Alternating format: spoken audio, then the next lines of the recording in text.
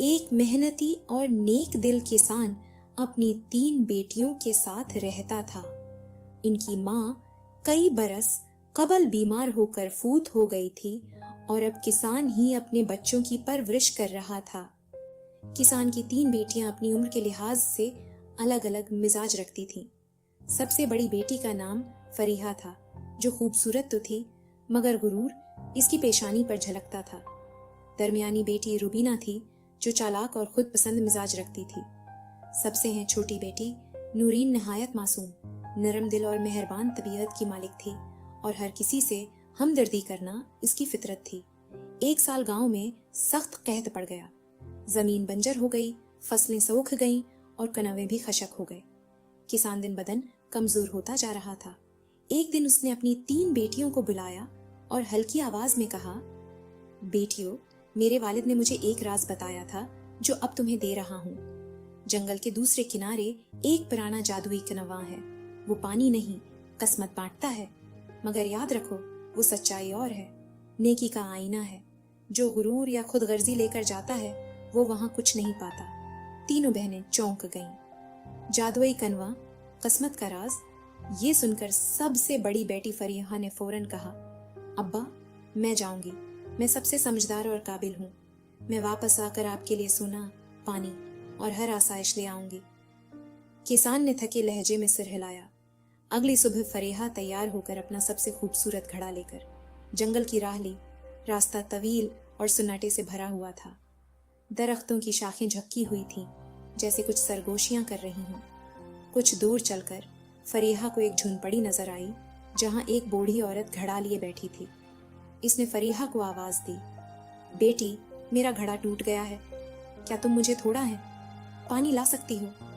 فریحہ نے ماتھے پر بل ڈالے، اسے گھار کر دیکھا اور غرور سے کہا، میرے پاس وقت نہیں ہے، میں ایک اہم مشن پر جا رہی ہوں، تم خود جا کر پانی لو۔ بوڑھی عورت نے ہلکی سی مسکراہٹ دی اور کچھ نہیں کہا۔ جب فریحہ جادوئی کنویں کے پاس پہنچی تو ایک روشنی کی لہر اس کے ارد گرد دوڑ گئی۔ ایک گہری مگر نرم آواز گونجی، کیا تم پانی لینے کے لائق ہو؟ ہاں، میں بہت خاص ہوں، اس نے غرور سے کہا، میں سب سے بہتر ہوں، میرا حق ہے یہاں سے لینا۔ کنواں گرجا، پانی غائب ہو گیا، زمین ہلی اور لمحہ بھر میں فریحہ ایک پتھر میں بدل گئی۔ اسی دن کسان بے چینی سے دروازے پر بیٹھا رہا، مگر فریحہ واپس نہ آئی۔ اگلی صبح درمیانی بیٹی روبینہ نے کہا، آبا میں جاؤں گی، وہ شاید رستہ بھول گئی ہو، میں پانی بھی لے آؤں گی اور بہن کو بھی۔ وہ بھی روانہ ہوئی، دل میں خود پسندی لیے۔ راستے میں اسے بھی وہی بوڑھی عورت ملی اور اس نے پھر وہی سوال دہرایا۔ روبینہ نے جواب دیا، میرے کپڑے مہنگے ہیں، میں تمہارے گھڑے کے ساتھ وقت ضائع نہیں کر سکتی۔ بوڑھی عورت نے خاموشی سے نظریں جھکا لیں۔ روبینہ جیسے ہی کنویں کے قریب پہنچی، ایک ہی سوال ابھرا، کیا تم پانی لینے کے لائق ہو؟ روبینہ نے بلند آواز میں کہا، میں سب کچھ حاصل کرنے کی اہل ہوں، اور وہ بھی ایک پتھر میں بدل گئی۔ اب کسان شدید پریشان تھا، 2 بیٹیاں گئیں، دونوں واپس نہ آئیں، وہ بستر سے اٹھ نہ سکا۔ نورین اس کی خدمت میں لگی رہی۔ تیسرے دن اس نے ابا کا ماتھا چھوا اور نرمی سے کہا، ابا اب میری باری ہے، میں جاؤں گی، چاہے کچھ ہو، میں واپس آؤں گی۔ نورین پرانے کپڑوں میں ایک مٹی کا گھڑا لیے روانہ ہوئی۔ وہ سادہ، مہربان اور دل سے نیک تھی۔ جب وہ اس بوڑھی عورت کے قریب پہنچی تو عورت نے کمزور سی آواز میں کہا، بیٹی پانی۔ نورین نے فوراً اپنا گھڑا نیچے رکھا اور خود کنویں کی طرف دوڑی۔ وہ کنواں جو کہ عام سا تھا، مگر پھر بھی اس نے پانی بھرا، واپس آئی اور بوڑھی عورت کو پانی پلایا۔ پھر بوڑھی عورت نے اس کے سر پر ہاتھ رکھا اور کہا، جاؤ بیٹی، تم سچائی کی آزمائش پر پوری اترو گی۔ جب نورین جادوئی کنویں کے قریب پہنچی تو پورا علاقہ چمکنے لگا۔ فضا میں روشنی کے لٹکتے ہوئے بلبلے، پھولوں کی خوشبو اور ہوا میں سرگوشیاں تھیں۔ کنویں کی آواز بلند ہوئی، کیا تم پانی لینے کی اہل ہو؟ نورین نے عاجزی سے کہا، میں نہیں جانتی، اگر نیکی، محبت اور ہمدردی کافی ہیں تو میں حاضر ہوں۔ میں اپنی بیمار ابا کے لیے پانی لینے آئی ہوں، اگر اجازت ہو تو تھوڑا پانی دے دیں۔ کنواں جگمگایا اور سونے سے بنا گھڑا ابھرا، جس میں چمکتا ہوا پانی تھا۔ جو خود بخود نورین کے ہاتھ میں آ گیا۔ پھر ایک عجیب واقعہ پیش آیا۔ روشنی کے درمیان ایک عظیم الشان محل ظاہر ہوا اور اس کے دروازے سے ایک شہزادہ نکلا۔ نورین، شہزادہ نے پکارا، تم نے وہ جادو توڑا ہے جس نے ہمیں برسوں سے قید کر رکھا تھا۔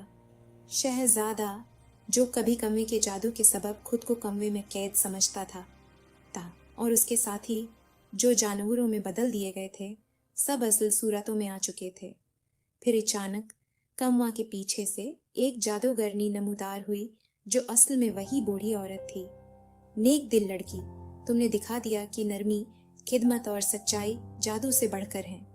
بوڑھی عورت در حقیقت ایک جادوگرنی تھی جو شہزادے کی آزمائش پر مامور تھی۔ شہزادے نے کہا، کیا تم میرا ہاتھ تھام کر ہمیشہ کے لیے میری شہزادی بنو گی؟ نورین نے سر جھکا لیا۔ پھر کسان کو بلایا گیا۔ جب وہ محل میں پہنچا اور اپنی بیٹی کو شاندار لباس میں شہزادے کے ساتھ کھڑا پایا تو اس کی آنکھیں اشکبار ہو گئیں۔ شادی دھوم دھام سے ہوئی۔ پورے ملک میں خوشی منائی گئی۔ کسان کے لیے ایک الگ محل بنا جہاں وہ ہوں گے۔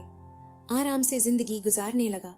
جہاں تک فریحہ اور روبینہ کا تعلق تھا، وہ دونوں اب بھی جنگل کے اس مقام پر پتھر کی صورت میں تھیں، مگر کنویں کے قریب ایک تحریر نصب تھی۔ غرور اور خود غرضی کا انجام ہمیشہ سچائی کے سامنے سرنگوں ہوتا ہے۔